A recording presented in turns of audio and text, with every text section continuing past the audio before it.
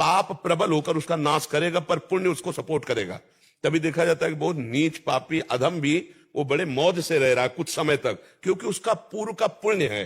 तो पुण्य अपना काम करेगा और पाप अपना काम करेगा, लेकिन सदगति नहीं, परिणाम दुर्गति ही होगी, परिणाम दुर्गति ही होगी। कभी असत कर्म करने वाला सुखी नहीं हो सकता, और सत्कर्म करने वाला, केवल सत्कर्म जिससे हो रहे वो थोड़ा वर्तमान में दुखी दिखाई देगा पूर्व पाप क्षय होने के लिए, और जहां उसका पूर्व पाप क्षय हुआ तो सुख की धारा में पड़ जाएगा, वो आनंद भोगेगा। ये लोग धर्म की आड़ में ऐसे काम करते लेकिन उनकी दुर्गति पक्की है। जो धर्म की आड़ में पाखंड पाप करते हैं, दुर्गति पक्की। उसमें दो भाव समझना पड़ेगा।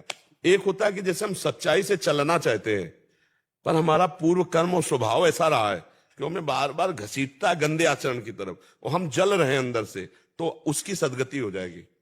ये बात समझ। पश्चाताप हुआ। हाँ, और जो हर्षित होकर पाप करता है और पुण्य करके सोचता है मैं पाप मिटा दूंगा, उसकी दुर्गति होगी।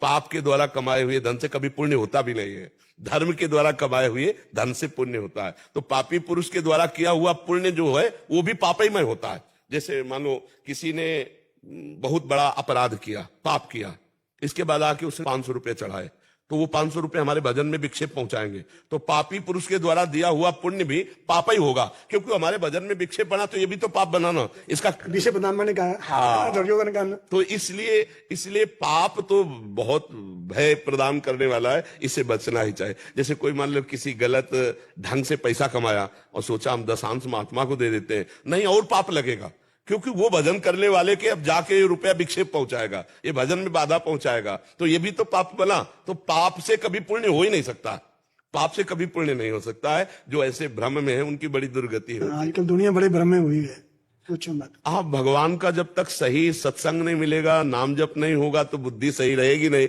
तो वो पाखंड तो करेगा ही, नाटक तो करेगा ही। संतों का संग नहीं किया, सत्संग नहीं किया, सच्चे गुरु का संग नहीं किया, तो ऐसा बुद्धि स्थिर रहेगी। हाँ, भगवत ऋषि जी ने लिखा है, बिन विवेक वैराग्य भक्ति बिन सत्य नये को मानो, भगवत विमुख कपट चतुराई सो पाखंडे जानो। जहां विवेक नहीं, वैराग्य नहीं, भगवान की भक्ति नहीं, वहां पाखंड तो रहेगा ही, वो तो नाटकबाजी रहेगी। तो नाटक करना सहज, लेकिन साधुता लाना बहुत कठिन बात है, धर्म से चलना बहुत कठिन बात है, वो दूर की बात है। हाँ जी। महाराज जी, इसमें एक प्रश्न था, जिन्होंने पाप कर्म किए हैं बहुत, अभी सत्संग के प्रभाव से या पूर्व के पुण्यों के हिसाब से जो संग मिला, तो उसके हिसाब से उनका मन में हुआ कि अब मेरे को अच्छे कर्म करने हैं, और फिर वो ऐसे संत सेवा और मंदिर आदि में सेवा करने लग गया, तो इससे उनकी बुद्धि पवित्र होगी? हाँ, पक्का पवित्र हो जाएगी, और पक्का वो भगवत प्राप्ति के मार्ग में आगे बढ़ेंगे। और अगर सही ढंग से संग सही मिल गया तो भगवत प्राप्ति भी हो जाएगी, सारे पाप नष्ट हो जाएंगे, पक्का नष्ट हो जाएंगे। क्योंकि ये रास्ता है, कोटि विप्र बद लागे जाहू, आए शरण तजो नहीं ताहू, जो नर होई चराचर द्रोही, आवे सभे शरण तकी मोह। चराचर का द्रोह करने वाला, कोटि कोटि ब्राह्मणों की हत्या ब्रह्म ऋषियों की करने वाला भी हो, और उसको पश्चाताप हो गया कि अब मेरा कल्याण तो केवल भगवान से होगा, अब मैं आपसे नियम लेता हूं, अब लो नसानी अब ना नसयो, आज तक की आप नहीं करूंगा भगवान की शरण में। तो भगवान कह रहे अपिचेत सुदुराचारो भजते माम अनन्य भाग, साधुरेव समंतव्य सम्यक व्यवसिता हिसा। घोर दुराचारी रहा है, लेकिन मेरी शरण में आ गया, अब उसे मैं साधु बनाऊंगा और मैं उसका कल्याण करूंगा। पर ये उसके लिए है जिसने ये नियम ले लिया कि अब लो नसानी अब ना, अब तक हमसे गलती हुई, अब मैं बहुत सावधानी से भगवान की शरण में चलूंगा। अब उलट गया, उलट गया, उलट गया तो काम बन गया। और जो ऐसा कि अरे यार नाम जपने से पाप तो नष्ट हो जाएगा, चलो, इनकी बड़ी दुर्गति होती है, इनकी बड़ी दुर्गति होती है। जो सच्चाई से चल रहा है पर पाप हो गया, पाप हो रहा है, सच्चाई से चलना चाहता है पर पूर्व अभ्यास पूर्व गलतियां, भगवान उसे साधु बना देंगे, भगवान उसे माफ कर देंगे। लेकिन जो मस्ती के लिए पाप करते हैं, अरे यार बाद में गंगा नहा लेंगे, बाद में वृंदावन, उनकी दुर्गति पक्की है, उनकी दुर्गति पक्की है जी। मुकुल कुमार मिश्रा जी, राधे राधे। गुरु जी, गृहस्थ आश्रम में रहते हुए किस तरह सेवा, पारिवारिक दायित्व और भागवत ज्ञान में कैसे सामर्थ्य? सबसे पहली बात तो नाम जपने का अभ्यास करना चाहिए। उठते बैठते चलते फिरते खाते पीते क्रिया करते राधा राधा, राम राम, हरि हरि, कृष्ण कृष्ण, जो नाम प्रिय हो उसका अभ्यास करना चाहिए। और दूसरी बात ये भाव रखना चाहिए कि जो भी हम कर्म कर रहे हैं वो भगवान की सृष्टि का कर्म है। कोई भी कर्म हो तो हम उसे भगवान की प्रसन्नता का भाव रखें, भगवान के समर्पण का भाव रखें, क्योंकि गृहस्थी में कर्म करना ही है और विविध प्रकार के कर्म करना है, विविध भावों से करना है। आप किसी के पति हैं तो आप किसी के पुत्र हैं, तो आप किसी के पिता हैं, आप किसी के भाई हैं, आप हमारे राष्ट्र के एक हिस्से भी हैं, हमारे भारत के तो एक हिस्से है ना, नागरिक हैं, तो आपका भारत का भी एक जिम्मेवारी है। आप गंदे आचरण करें या अच्छे आचरण करें, पूरे हमारे उस पर प्रभाव पड़ता है। मान लो आप एक गांव में रहकर गंदे आचरण करें तो पूरा गांव बदनाम हो जाएगा। आप और गंदे आचरण करें तो आपके नाम के साथ भारत जुड़ता है, कहीं ना कहीं आप हिस्सेदार। तो हमको ये देखना है, राष्ट्र के लिए, समाज के लिए, अपने लिए मंगलमय कार्य होने चाहिए। कोई पापाचरण न हो, कोई अधर्माचरण न हो, और जो कर्म हो वो भगवान को समर्पित कर दे और हृदय में भावना रखे, नाथ सकल संपदा तुम्हारी, मैं सेवक समेत सुत नारी, और नाम जप करे, निश्चित भगवत प्राप्ति हो जाएगी। बस पापाचरण। और गृहस्थी में क्या होता है कि इतना ममत्व हो जाता है कि वो ये समझ ही नहीं पाता कि ना ये पहले थे ना ये बाद में रहेंगे, ये बीच में केवल भास रहे। मान लो पत्नी है, पुत्र है, ये देह है, देह के और संबंधी है, तो ये ज्ञान ही नहीं रह पाता गृहस्थी में कि ये देह ना पहले था ना बाद में रहेगा, बीच में भास रहा है। और ये पत्नी पहले नहीं थी, बाद में भी नहीं रहेगी, बीच में भास रही। तो बीच में जो है वो कौन है? जो पहले था बाद में रहेगा, वो कौन है? भगवान। इस रूप में भगवान ही है। हम ये ज्ञान नहीं जान पाते, इसी से हमारी दुर्गति होती है। हमारी दुर्गति का कारण ये देह भाव है, हमारी दुर्गति का कारण ये प्रपंच भाव है। अगर इसी को हम भगवत भाव कर ले तो गृहस्थी में रहते हुए भगवान की प्राप्ति हो जाए। हमें दृष्टि रखना है भगवत पर, व्यवहार पत्नी वाला ही करना है, व्यवहार पुत्र वाला ही करना है। जो स्वांग मिला है हमको स्वांग वही करना है। किसी के हम पिता है, किसी के भाई है, तो हमें वही व्यवहार करना है, पर दृष्टि रखनी सब में कि मेरे प्रभु सबके हृदय में विराजमान है, उनकी प्रसन्नता के लिए हम कार्य करें। हमारा धर्म तब बिगड़ता है जब हम स्वसुख वांछा से युक्त हो जाते हैं। मेरी पत्नी है, इसका कर्तव्य मेरे लिए क्या बनता है, अब धर्म बिगड़ जाएगा। मेरी पत्नी है, मेरा कर्तव्य इसके लिए क्या बनता है, अब धर्म बन जाएगा। आप हमारी बात समझ रहे हो? तो धर्म पूर्वक अपने कर्तव्य का निर्वाह करते हुए, भगवान नाम जप करते हुए अपने कर्मों को भगवान को समर्पित कर दे, पक्का भगवत प्राप्ति हो जाएगी। बिल्कुल सरल भाषा में भगवत प्राप्ति की बात करें। अपने धर्म का, अपने कर्तव्य का पालन करते हुए, नाम जप करते हुए उस कर्म को भगवान को समर्पित कर दिया जाए तो निश्चित भगवत प्राप्ति। जब युद्ध जैसे कर्म को भगवान करे, माम निस्मर युद्ध च, मेरा स्मरण करते हुए युद्ध करो, तो इससे बड़ा कोई कर्तव्य तो है नहीं, क्योंकि युद्ध में तो गला काटना, अपना गला बचाना है। ऐसी प्रवीणता युद्ध जैसी कर्तव्य में, और उसमें भी कह रहे माम निस्मर, मेरा स्मरण कर। इसका मतलब हर कार्य करते हुए भजन हो सकता है। तो हम भजन करते हुए हर कार्य करें और सब कार्य भगवान को समर्पित कर दें, इसी से हम मुक्त हो जाएंगे। भगवान कह रहे यत करो, जो करो मेरे को समर्पित कर दो, खत्म हो गया खेल। हम चाहे जितने बड़े अपराधी हो, सिद्ध हो गए हो अपराधी, लेकिन राष्ट्रपति अगर माफ कर दे तो माफ हो जाएगा? नहीं हो जाएगा। वकालत पक्की और जज ने निर्णय कर दिया, आप कोई बचाने वाला नहीं। लेकिन एक उपाय है, राष्ट्रपति। राष्ट्रपति से क्षमा प्रार्थना करो, अगर वो क्षमा कर दे तो खत्म। तो ऐसे ही सबके सब अपराध हैं, लेकिन भगवान क्षमा कर देते। अहम तो हम सर्व पापेभ्यो मोक्षयिष्यामि मां। वो अखिल कोटि ब्रह्मांड नायक श्री कृष्ण यदि क्षमा कर दे तो क्षमा हो गया। तो हम भगवान को सारे कर्म समर्पित करते हुए भगवद आश्रित नाम जप करें। तो गृहस्थी में क्या है भैया, तुम्हारी गृहस्थी में कितने लोग होंगे? 5-6 लोग, 8 लोग।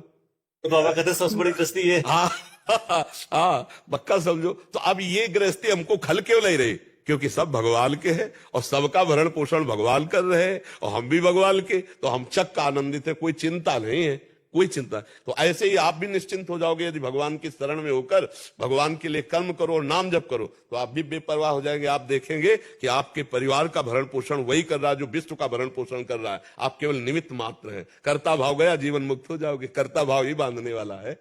करो सदा तिनकी रखवारी, जिम बालक राखे मैदारी। जी, आप समझ पाए ना? जी जी जी सहचरी शरण जी। जी महाराज जी। राधे राधे महाराज जी। गुरुदेव आपके चरणों में दंडवत प्रणाम।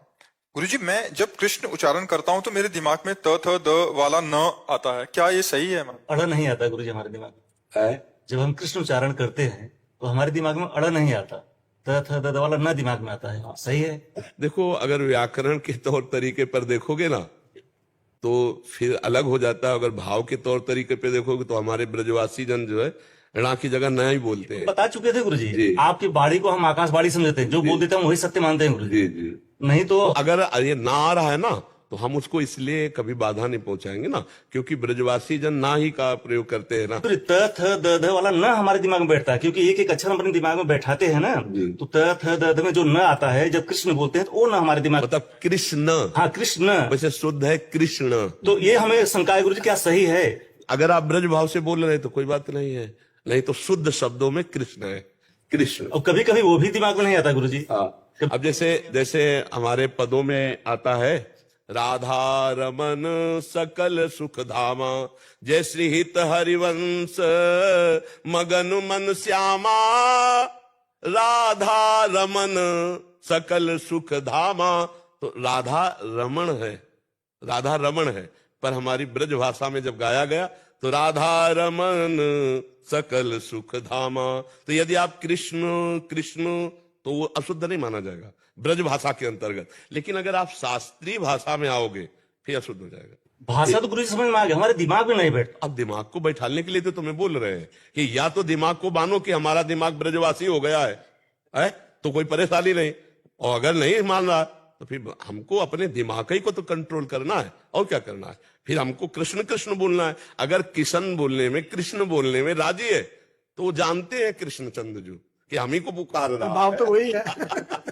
अरे हिया ब्रजवासी तो बोलते हैं कन्हुआ रे कन्हैया, जो पर ब्रह्म परमात्म तत्व श्री कृष्ण चंद्र जी वेद स्तुति से प्रसन्न नहीं होते, वो ब्रजवासियों की गाय। हाँ, तो अगर आप ब्रजवासी का अन्न पाते हो, ब्रजवास कर रहे हो, और अगर आपके दिमाग में ना आ रहा है तो आप मान लो आप ब्रजवासी हो, ठीक है। और अगर आपको लगता है कि मैं शास्त्रीय विद्वान पद्धति से, तो फिर कृष्ण। नहीं, क्या गुरुजी ना कि जब कृष्ण बोलते हैं तो 2-4 घंटे में ऐसा होता है सो जाए, इतना थकाई लगता है हमारे दिमाग में। लेकिन जब कृष्ण उच्चारण करते हैं बड़े सहजता से 4-6 घंटे हमारा भजन होता है, रस भी मिलता तो है। आप कृष्ण ही बोलो। तो कृष्ण जब बोलते हैं गुरुजी, हाँ। एक एक अक्षर पर दिमाग में बैठा, हाँ बिल्कुल बिल्कुल, त थ द द वाला न बैठ, बहुत बढ़िया, संशय में पड़ जाता है। नहीं बिल्कुल बहुत बढ़िया है, संशय की जरूरत नहीं, बहुत बढ़िया है, इसी से भगवत प्राप्ति। बहुत सही है, बहुत सही है। हाँ बिल्कुल, आप आनंद पूर्वक जपिए, ठीक है। हाँ आनंद पूर्वक जपिए, हमारे प्रभु जान रहे कि आप उन्हीं को जप रहे हैं। हाँ, आप अन्यथा मत ले जाइए। हाँ मिलन घोष जी। महाराज जी राधे राधे। मेरा प्रश्न है कि मेरा मन बहुत चंचल हो जाता है, कोई एक चीज में ध्यान आता नहीं, इसके ऐसा सबका क्या- मन है, तुम्हारा ही नहीं है। यही सबकी दशा, ईमानदारी से पूछो तो आपका जो मन है वही सबकी दशा है। अगर कोई बचा पाया है तो साधना से बचा पाया है, नहीं तो सबका मन नवम नवम भोग, नवम नवम बातें, नवम नवम दृश्य, नवम नवम नाना प्रकार की इंद्रियों की विलासिता, यही तो मन का खेल है। बना कष्टानि इंद्रियाणि प्रकृति स्थानि कर्षति, परमात्मा की तरफ जब लाया जाएगा तब अचंचल होगा, नहीं तो चंचल ही बना रहेगा। प्रकृति में तो कभी टिकेगा नहीं। ये भौरे की तरह एक पुष्प से दूसरे पुष्प में मड़राता घूमता रहता है, ऐसे एक भोग से दूसरे भोग में भागता रहता है। अगर इसे शांत करना है तो भगवान का नाम जपना शुरू करो, और जहां जहां भाग के जाए हटा हटा करके नाम में लगाओ। परमात्मा में अचल हो सकता है, संसार में कभी अचल हो ही नहीं सकता। चाहे जितना सुंदर रूप भोग लो, चाहे जितना सुंदर पदार्थ भोग लो, चाहे विश्व की सारी संपत्ति आपके पास आ जाए, आपका मन स्थिर नहीं रह सकता। और भगवान में अगर लगा दिया तो स्थिर हो जाएगा, क्योंकि हम सबके लिए करते हैं, हम अपने लिए कुछ नहीं चाहते हैं, हम कुछ हम लिए ही नहीं आज तक, थोड़ा सबका अच्छा हो। फिर भी जब नाम भजन करते हैं, ये करते हैं, तो थोड़ा सा चंचल हो जाता है हमारा, मतलब डाइवर्ट होता है माइंड। तो उसको हटा हटा के लगाना है ना प्रभु में। अब ऐसा थोड़ी है कि साधक हो और ये मन जाए न जोर है सदा ज्ञान एक रस, तो ईश्वर जीवन भेद का होकर एक रस स्थिति हो जाए तो सिद्ध पुरुष हो जाओगे। बार बार इसको जहां जा रहा है वहां देखो, 2 पद्धति से मन को वश में किया जाता है। एक तो जहां जहां मन जाता है वहां वहां भगवान पहले से हैं, जिनका तुम भजन कर रहे हो, उनकी भावना करो। किसी वस्तु व्यक्ति स्थान पदार्थ पे ही तो जाएगा मन, जहां भाग के वो जाता वहीं है जहां राग हो या द्वेष होता है, जहां अपनापन होता है या जहां परायापन होता है। कभी द्वेष हुआ है तो जाएगा, राग है तो जाएगा। तो हमको राग द्वेष वाले पदार्थ वस्तु व्यक्ति स्थान में भगवत भावना करनी। अगर हमसे ये भी नहीं होता तो फिर हमको जहां नाम जप रहे हैं राधा राधा राधा, और मन गया तो इसका एक स्वभाव है, जहां आप जान जाओगे कि ये गया तहां आ जाएगा, इसको लाना नहीं पड़ता। देखना आप जहां आप जान गए कि भाग गया तो आ जाएगा, तुरंत आ जाएगा। फिर 2-4 नाम जप करेगा, फिर भागेगा, फिर इसको लाओ, बार बार लाओ, तो अभ्यास से चंचलता हट करके ये स्थिर हो जाएगा। स्थिर मन ही भगवत प्राप्ति कर पाता है। तो इसलिए उबना तो है नहीं, कुछ मिनट सेकंड तो लगने लगा है ना, कुछ मिनट सेकंड तो लगने लगा है ना। बस हम धीरे धीरे उस पर काबू पा रहे हैं, हमें निराश नहीं होना। और बहुत ऋषि मुनियों को भी परेशान किया है। गोस्वामी तुलसीदास जी कहे महाराज हार गए हो, हार्यो करी जतन विविध विधि अतिशय प्रबल अजय, तुलसीदास बस होए तबे जब प्रभु पे रकबर जय। महाराज मैं हार गया हूं, आपके हाथ में डोरी, आप मन को मना कर दो, इसको एकाग्र कर दो, लेकिन ये भागते ही रहता, मैं बहुत परेशान हो गया हूं। गोस्वामी तुलसीदास जी लिख रहे हैं हरिजू मेरु मन हठ न तजय, इस पद में लिख रहे हैं। तो हम बार बार मन को हटाए, भगवान कृपा करेंगे, स्थिर कर देंगे। उबना नहीं है, परेशान नहीं होना है, आनंदित होना है। ये चाहे जहां चला जाए, जब तक आप दस्तखत नहीं करोगे आपका कुछ बिगाड़ नहीं पाएगा। जब आप स्वीकृति दे दोगे भोग की, तब आपको परेशान करेगा, नहीं तो इसको जाने दो, आप छोड़ दो। जैसे जल जहाज का कौवा उड़ के जाएगा तो कहां जाएगा, आएगा तो उसी में बैठ। मन आपके सिवा उसका कोई आधार ही नहीं है, वो बचाए जहां भाग के चला जाए, आप वो मत, बस देखते रहो, मुस्कुराते रहो और हाँ मत कर देना।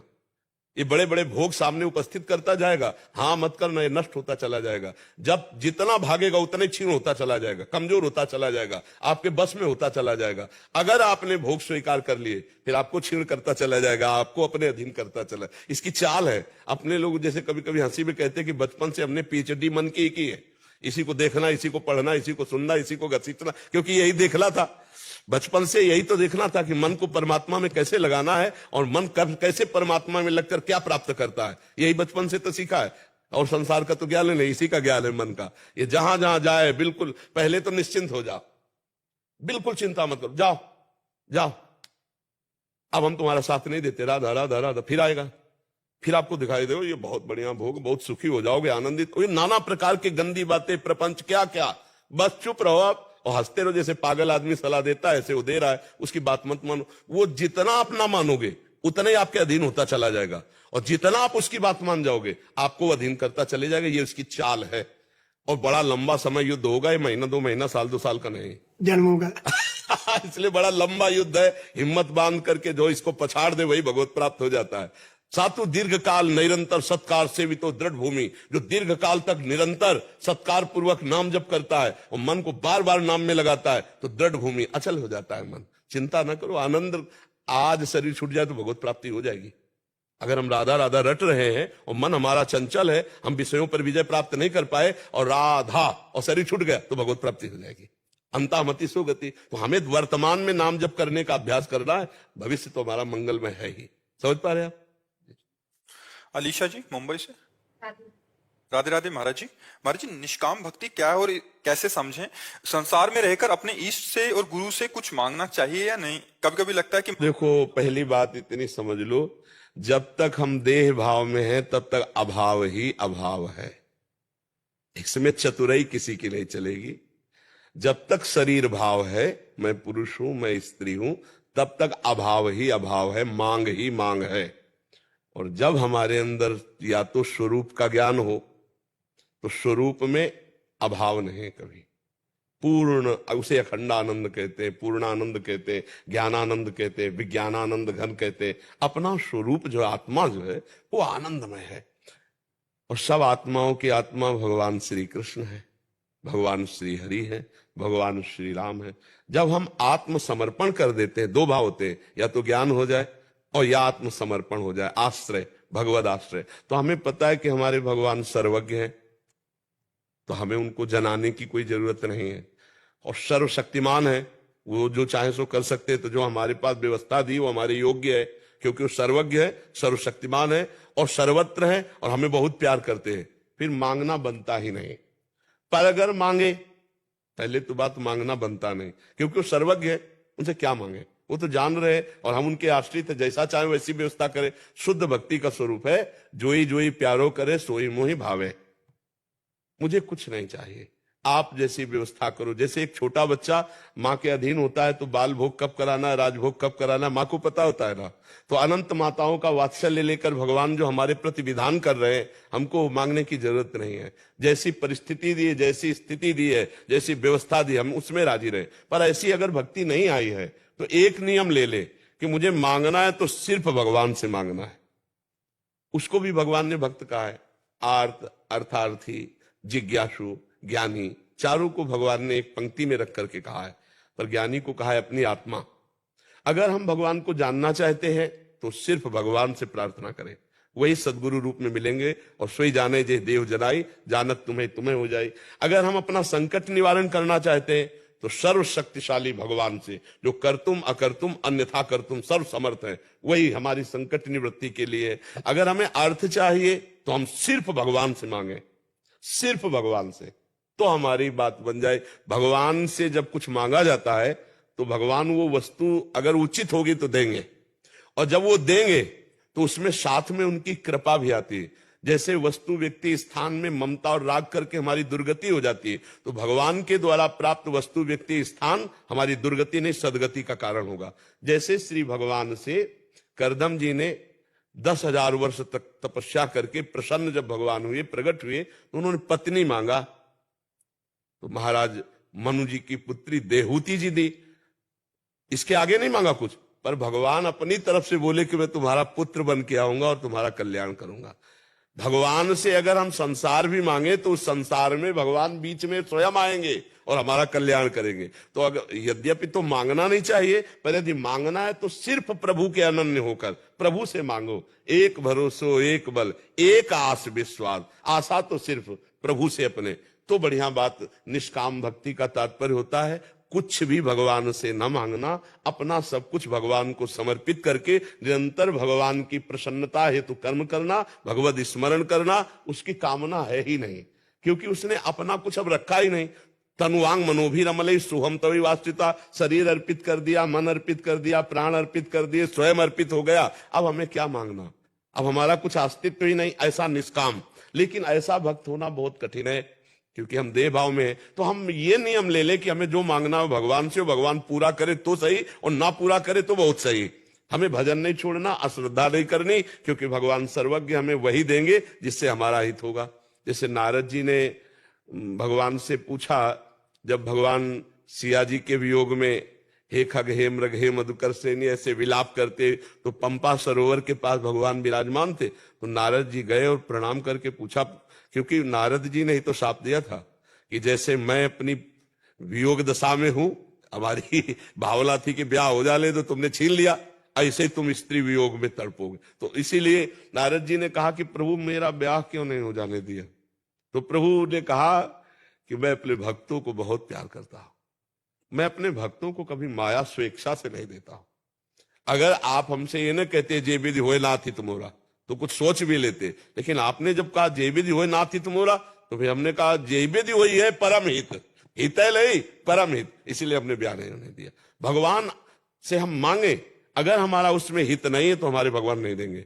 फिर श्रद्धा मत तोड़ना कि भगवान से मांगा और भगवान ने दिया नहीं। हम खूब नाम जप करें, भगवान की लीला कथा सुने, और जैसी परिस्थिति में भगवान रखे उसमें राजी रहे। यदि ऐसी स्थिति नहीं है तो हम जो मांगे वो भगवान से मांगे, पर इतनी छूट दे दे कि वो पूरा करे तो जय जय, और पूरा ना करे तो भी जय जय। कोई मंगल विधान होगा इसीलिए पूरा नहीं किया, ऐसा सोचना चाहिए। मधुसूदन जी। श्री हरिवंश प्रभु। राधा वल्लभ श्री हरिवंश महाराज जी, आपके चरणों में कोटि कोटि प्रणाम। महाराज जी, भगवान श्री कृष्ण 18वें अध्याय में एक श्लोक में कहते हैं कि जो तू अहंकार का आश्रय लेकर ये मान रहा है कि मैं युद्ध नहीं करूंगा, तो तेरे ये निश्चय मिथ्या है, क्योंकि तेरा स्वभाव तुझे जबरदस्ती युद्ध में लगा देगा। और अगले ही श्लोक में कह रहे हैं कि हे कुंती पुत्र, जिस कर्म को तू मोह के कारण करना नहीं चाहता, उसको भी अपने पूर्वकृत स्वाभाविक कर्म से बंधा हुआ परवश होकर करेगा। महाराज जी, मेरा प्रश्न है कि क्या हमारे पूर्वकृत कर्म का प्रभाव हमारे नवीन कर्म पर पड़ता है? जरूर पड़ता है, उसका पड़ता। जो दैव है, प्रारब्ध है, वो बड़ा बलवान होता है। हमने जो पूर्व कर्म किए, जिस जैसे बहुत अच्छा साधन चल रहा है, लेकिन अंदर से उसके अंदर क्रूरता, व्यभिचार प्रवृत्ति बार बार प्रेरित कर रहे हैं, बार बार उसको विक्षेप पहुंचा रही। वर्तमान में वो बिल्कुल अशुद्ध नहीं है, लेकिन सारे विचार अशुद्ध है। पूर्व का प्रारब्ध उसे प्रबल वेग से फंसाने की चेष्टा करेगा। पर अगर सत्संग जोर का है और भजन जोर का है तो विवेक प्रबल हो जाएगा। प्रारब्ध भोग आएगा पर उसे भोगेगा नहीं, बच जाएगा। प्रारब्ध भोग बहुत प्रबल होता है, पर इतना प्रबल नहीं होता, नहीं तो किसी की भगवत प्राप्ति नहीं होती। इतना प्रबल नहीं होता कि वो भगवान के भजन को काट सके, भगवान के चिंतन को काट सके। अब जैसे अर्जुन का छात्र स्वभाव है, तो भगवान उनसे बार बार कह रहे हैं कि तुम यदि अज्ञान के कारण हमारी आज्ञा को उल्लंघन करोगे, और ये जब तुम्हारी निंदा करेंगे ना, तो छात्र स्वभाव तुम्हारा जागृत होगा, बरबस तुम्हें युद्ध में लगा देगा। अभी हमारी आज्ञा मान करके शुरू कर दो। नहीं, बरबस तुम्हें युद्ध करना पड़े क्योंकि तुम्हारा स्वभाव छात्र है, और जहां ये निंदा किए अपने लोग, फिर आपको बरबस युद्ध करना पड़ेगा। तो स्वभाव जो बना हुआ है वो 3 गुणों से बना हुआ है, लेकिन भजन त्रिगुणातीत है, भगवान त्रिगुणातीत है। अगर हम त्रिगुणातीत भगवान का भजन करने लगे तो हमारा स्वभाव भी बदल जाएगा, हमारा भाव भी बदल जाएगा, देहाभिमान ना, और हमारा प्रारब्ध कुछ नहीं बिगाड़ पाएगा। चाहे वो शरीर में आवे, चाहे वो बुद्धि में आवे, चाहे जैसा प्रभाव दिखावे, कुछ नहीं बिगाड़ पाएगा यदि भजन है तो। प्रारब्ध कोई बहुत बड़ा देवता नहीं, हमारा किया हुआ कर्म है, जो पूर्व का किया हुआ कर्म, और वो भी 2 ही प्रकार के होते हैं, सत और असत। और इस समय हम भजन कर रहे हैं तो हम शुभ अशुभ दोनों का विनाश करके भगवत प्राप्ति करने की सामर्थ्य रखते हैं। भजन में जो सामर्थ्य है वो प्रारब्ध में थोड़ी सामर्थ्य है। तो वहां चूंकि छात्र धर्म के अनुसार युद्ध रूपी कर्तव्य आया है, इसलिए भगवान बार बार अर्जुन को प्रेरित कर रहे हैं छात्र धर्म के अनुसार। वहां निवृत्ति परक बात भगवान उपदेश अर्जुन को लक्ष्य करके सबको दे रहे, लेकिन अगर निवृत्ति परक लगाना होता तो अर्जुन पहले ही कह रहे थे कि मैं संन्यास लूंगा, मैं युद्ध नहीं करूंगा, मैं भिक्षा कर्ण पालूंगा, लेकिन अपने जनों को नहीं मारूंगा। भगवान इसी बात को काटने के लिए 18 अध्याय सुनाए कि तेरी बात समझ में आ जाए। जब कोई निवृत्ति परक भगवान का भजन करता है तो प्रारब्ध कुछ नहीं बिगाड़ पाता है। ऐसे ही हर प्रारब्ध आता है, पर वो निवृत्ति परक जो भजन होता है उसको नहीं नष्ट कर सकता, प्रवृत्ति परक को तो फिर गिरा देगा, प्रवृत्ति परक में गिरा देगा। निवृत्ति परक, यहां अर्जुन को छात्र धर्म का उपदेश जब करते हैं भगवान, तब फिर ये कहते हैं कि तुझे विवश होकर युद्ध करना पड़ेगा, तुझे विवश होकर, क्योंकि तू इस समय भले मोहवश ना कह दे, पर जब सामने वाले तेरी निंदा करेंगे तो तुझे अपने आप गांडी उठाना पड़ेगा और इनको मारना पड़ेगा। इसलिए मेरी आज्ञा मान ले, तो अभी अहंकार कर कि मैं नहीं करूंगा तो नहीं, तेरी प्रवृत्ति करा देगी, तेरी प्रवृत्ति करा देगी। तो भगवत प्राप्ति में अगर यह सिद्धांत लागू हो कि तेरी प्रवृत्ति ही करा देगी तो कभी भगवत प्राप्ति नहीं होगी, क्योंकि दुर्वासना मम सदा परिकर्षयन्ति, दुर्वासना हर समय खींचती रहती है। तो उस प्रवृत्ति को हम भजन बल से काटते हैं, तब जाकर हम निवृत्ति परक पर ब्रह्म परमात्म तत्व का आत्मबोध या भगवत प्रेम प्राप्त कर पाते हैं। आप समझ रहे हैं ना? हाँ, लौकिक कर्मों में तेरा बल काम क्या करेगा, जो तेरा प्रारब्ध वही आएगा, लेकिन भगवत प्राप्ति के लिए प्रारब्ध कुछ नहीं, प्रारब्ध से भगवत प्राप्ति नहीं होती, और प्रारब्ध कुछ नहीं बिगाड़ सकता भगवत प्राप्ति के लिए। अगर ऐसा होता तो फिर मनुष्य जीवन भगवत प्राप्ति के लिए घोषित ही नहीं किया जाता। ये पूरा प्रारब्ध हिसाब पशुओं में चलता है, मनुष्यों में भगवत प्राप्ति के लिए नहीं।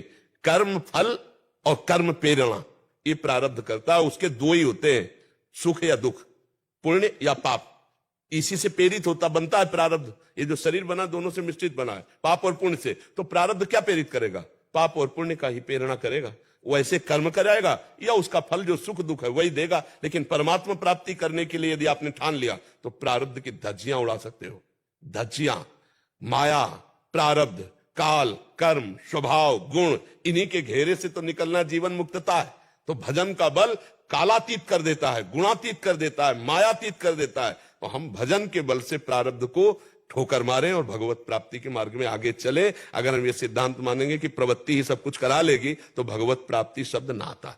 आप समझ रहे ना? वहां छात्र धर्म के लिए बात कही गई है, जो युद्ध क्रीड़ा है वो छात्र धर्म से युक्त है। लेकिन हम भजन करके प्रारब्ध को मोड़ देते हैं, नए प्रारब्ध की रचना करते हैं, हमें मोक्ष प्राप्त होता है, भगवत प्राप्ति। ये प्रारब्ध में नहीं लिखा, ये हमारा मनुष्य जीवन का नया कर्म।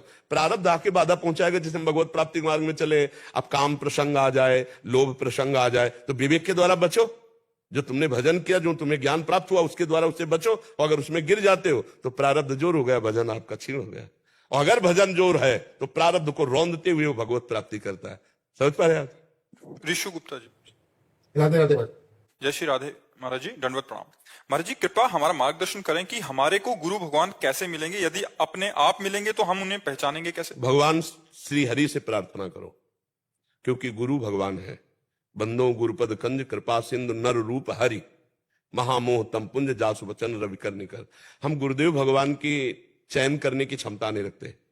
विद्यार्थी कभी टीचर की योग्यता को नहीं भांप सकता। वो तो विद्यार्थी काका गागा को क्या जाने कि कौन टीचर कैसा है। सब टीचरों से जो बड़ा हो, सब टीचरों को जो जानता हो, वही जानेगा इन टीचरों में कौन सा टीचर किस विद्यार्थी के योग्य है। तो ये बात जानते हैं श्री भगवान, दूसरा कोई नहीं जानता। उनके जो स्वरूप है संतजन, कौन कहाँ किस कोटि, कौन पाखंड कर रहा है, कौन नाटक कर रहा है, कौन सच्चाई से लगा, ये भगवान को पता है। तो सबको चाहिए कि सबसे पहले भगवान को गुरु रूप में वरण करें कि हे श्री कृष्ण, हे राम, हे हरि, हम आपकी शरण में, हम आपको गुरु रूप से वरण करते हैं। अब प्रगट में गुरु रूप से उपदेश दिलवाना है तो आप हमको वहां ले चलो या आप स्वयं आ जाओ और हम आपका वरण कर लें। हम नहीं जानते कि हमारे लिए गुरु कौन है, आप ही हो, आप ही, तो वो सब व्यवस्था कर देंगे। अपनी बुद्धि से हम धोखा खा सकते हैं, लेकिन भगवान की प्रेरणा से प्राप्त हुई सदगुरुदेव में फिर हमें धोखा नहीं प्राप्त हो सकता। वो सर्वज्ञ भगवान हमको वहीं पहुंचा देंगे, वहीं जोड़ देंगे, या उनको बुला लेंगे। विश्वास करके भगवान को गुरु मान करके नाम जप करो, आगे का रास्ता अपने आप खुल जाएगा। हम सम्राट कृपालु जी के परिवार से हैं। अच्छा। डॉक्टर राजेश चौधरी, दिल्ली से सनातन धर्म संबंधित पीठाधीश्वर। मैं राजू द्विवेदी, वृंदावन परिक्रमा मार्ग में आपका स्थान है, उमा शक्ति पीठ। तो ब्रजवासी हूँ आशा जी। पूरे देश की जागृति स्वामी जी आपने कर दी है। युवा पूरा लालायत आपके दर्शन के लिए चाहते हैं। हाँ, निमित्त मात्र भगवान बनाते हैं, करते सब वही है। स्वामी जी आपके ब्रज में बहुत समय से जो इतनी जनजागृति पैदा की है आपने, पूरा देश स्वामी जी आपको दर्शन के लिए लालायत। बस वो राधा वल्लभ लाल का खेल है, प्रभु का खेल। कौन आया राधा श्री पूज्य महाराज जी के दर्शन करना, हमने आप आ जाइए। ये तो दर्शन देने आए हैं। नहीं महाराज जी, बहुत अच्छा लगा। आप सब ब्रजवासियों की चरण धूलि। वचन आपका ही सनातन धर्म संस्कृति के पुरोधा है और आपके ही बताए हुए मार्ग पर समस्त युग चल रहा है। ये हमारे लोगों के लिए गौरव की बात है, हमारे लोगों के लिए बड़ी सहज है। सनातन धर्म को महाराज जी पुनः जागृत कर दिया आपने स्वामी जी। वो शब्द नहीं स्वामी जी। हाँ, बस हम इतना ही कहते हैं कि प्रभु निमित्त बनाते हैं और वही कई रूपों से धर्म की स्थापना, अधर्म का नाश तो कई रूपों से करते हैं। कभी कभी विद्वत जनों की वाणी में बैठ करके धर्म की स्थापना करते हैं, अधर्म प्रवृत्तियों का नाश करते हैं, कभी किसी संत के रूप में और कभी भगवंत के रूप में। ये उन्हीं का खेल चलता है। वही वाणी में बैठे हुए वही सब करवा रहे, नहीं जो हम बोल रहे हैं सब बोल रहे हैं, वही तो बोल रहे हैं। नहीं कहना चाहिए स्वामी जी। परम पिता परमात्मा आपके अंदर स्वयं समाहित होकर के इस संपूर्ण राष्ट्र और संपूर्ण धर्म को धन्यवाद। मालविंदर सिंह जी लुधियाना से। राधा वल्लभ श्री हरिवंश महाराज जी, आपके चरणों में दंडवत प्रणाम। महाराज जी, निरंतर नाम जप व हर श्वास में नाम जप का प्रयास एवं अभ्यास करते हुए जब भी हम गुरुवाणी जी का पाठ, कीर्तन या कथा श्रवण करते हैं, उस समय नाम जप कैसे करना चाहिए? वही भजन का एक अंग नाम जप है। तो लीला कथा का जब हम गायन कर रहे हैं वो भी भजन है, जो गुरुवाणी का गायन कर रहे हैं वो भी भजन है, एकाग्रता पूर्वक सुन रहे हैं वो भी भजन है। जब हम अपने गुरु सेवा में है या इष्ट सेवा में है, गुरुद्वारे में सेवा भी तो है ना, तो उस समय हमें शरीर से सेवा करनी है पर मन को नाम में जरूर लगाना है। लेकिन जब लीला कथा सुन रहे हैं तो उसमें शर्त नहीं कि नाम चलना चाहिए। फिर तो लीला कथा में ऐसे डूब जाओ कि जो गायन किया जा रहा है, जो श्रवण किया जा रहा है, उसमें हमारी तन्मयता हो जाए, तभी लीला कथा श्रवण का विशेष लाभ माना जाता है। जैसे श्रीमद् भागवत का जब गायन किया श्री गोकर्ण जी ने, तो धुंधकारी 7 दिन में भगवत प्राप्त हो गया और वो दिव्य भगवत पार्षद देह धारण करके भगवान का एक विमान आया पार्षदों के से और उसमें विराज। तो गोकर्ण जी ने प्रश्न किया कि इतने लोगों को भागवत सुनाई गई, सबके लिए विमान लाना चाहिए, तो ये भेद कैसा? तो उन्होंने कहा धुंधकारी ने तन्मयता पूर्वक मनन किया, इन सबने मनन नहीं किया, केवल श्रवण मात्र किया, इसलिए इनको विमान नहीं आएगा। अगर अगली बार फिर कथा सुनाओ और ये सब मनन करें तो सब, तो कहते हैं कि वहां इतने विमान दूसरी बार आए कि एक भी कोई श्रोता नहीं बचा, सबको भगवत प्राप्ति हुई। तो जब हम गुरुवाणी श्रवण कर रहे हो या गायन कर रहे हो या हम भगवत चर्चा कर रहे हो या श्रवण कर रहे हो, तो उसमें तन्मयता की जरूरत है।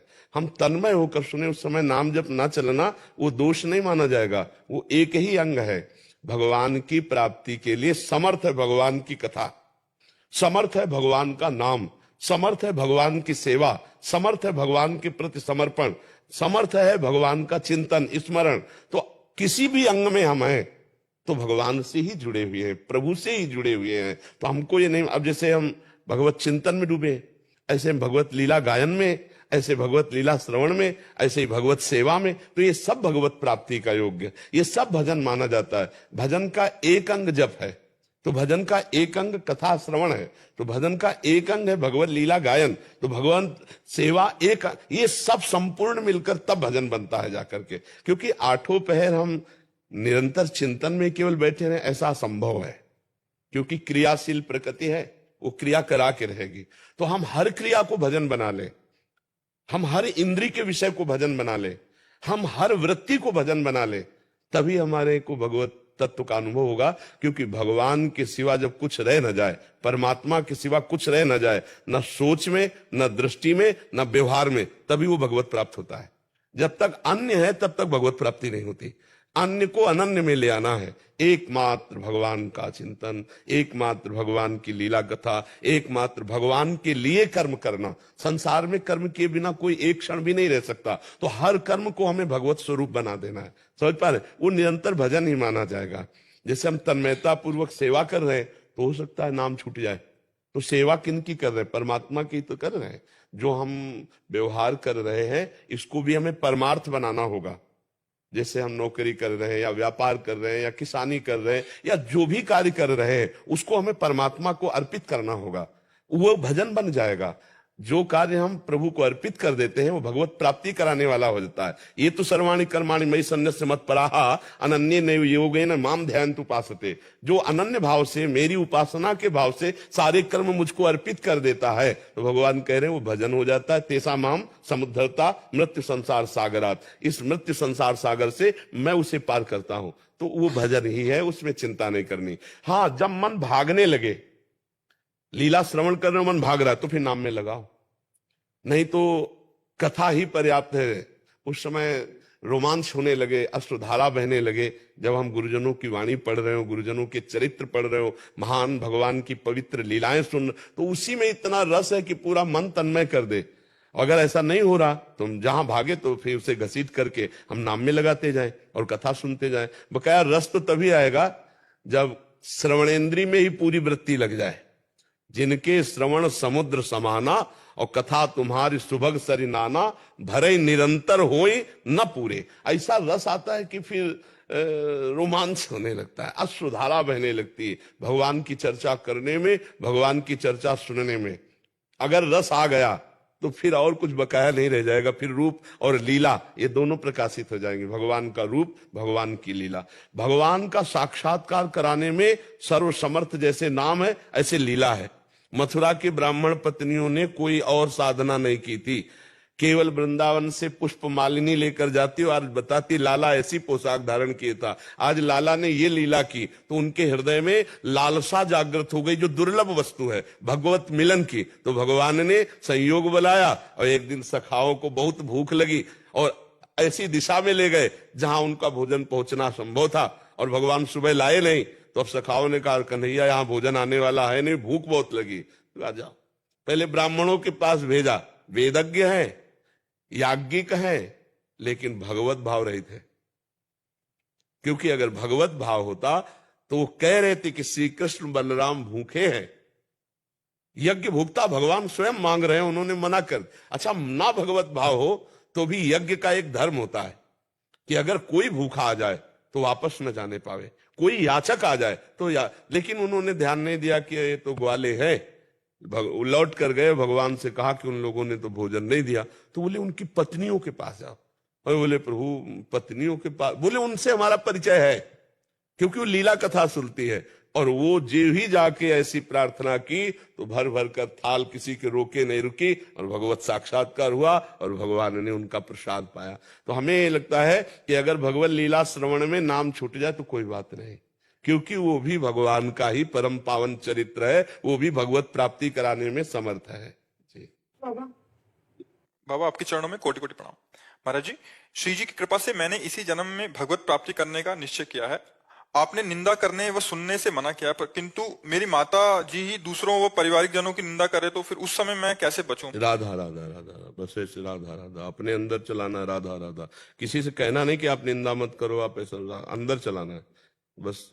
एक मनुष्य में सामर्थ्य है, यदि वो अपनी वृत्ति ना देना चाहे तो सामने बैठे हुए पुरुष को भी वो ना देख सकता है, ना सुन सकता है, ना बोल सकता है।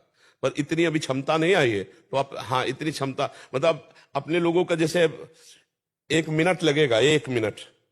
आप सब बैठे हो, हमको आप सबसे निरपेक्ष होना है। 1 मिनट लगेगा, आंख खुली ही रहेगी और बात करते हुए भी हम ना बात कर रहे हैं ना किसी की सुन रहे हैं। 1 मिनट केवल लगे वो अपने।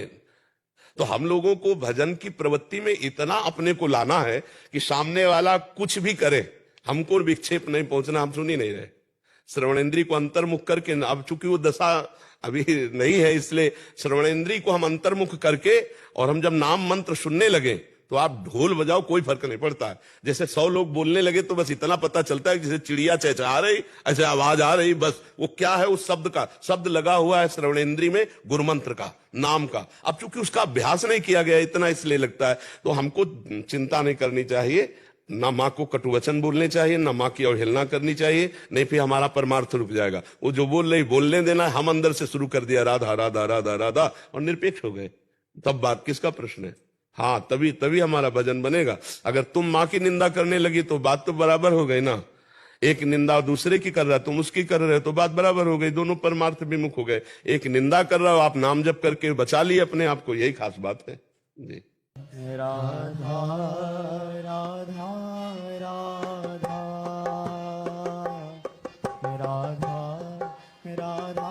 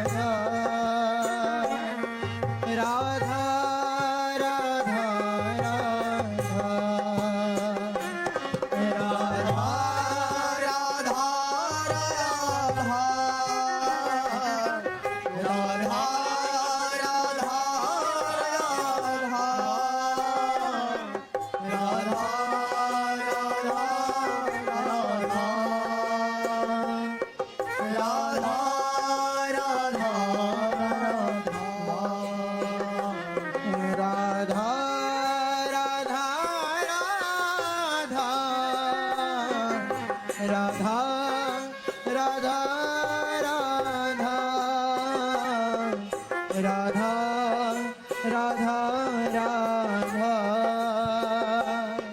राधा राधा